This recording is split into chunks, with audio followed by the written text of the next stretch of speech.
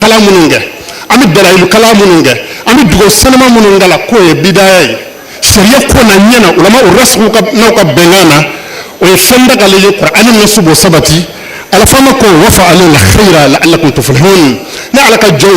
na fere la yoro ay hera baraka de kabni alay insha Allah ta'ala dangana nyeka abi aywa na ala ka kisi soro o de la ala ka sahabo ko tabolo kera niye aywa fursa soro wato be hera baraka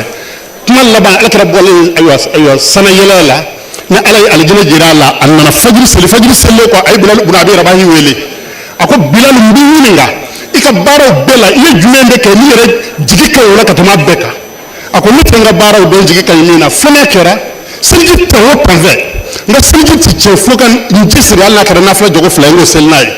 alaka satuma ko ako ne esse zabara mangam aljina kono ko sababu yende nga o baro bilal ma alaka rafe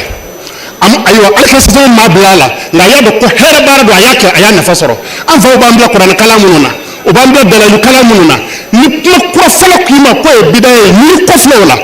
ebe bi wele ko ma perdle kuma profeta do dina nana ya chugo bina dina nana yininga an vaw anangar mo fa on yado wala aya haditun manuna aya haditun manuna watu ko mo ko sada ngambi leydi di ama aya nga baramusu laje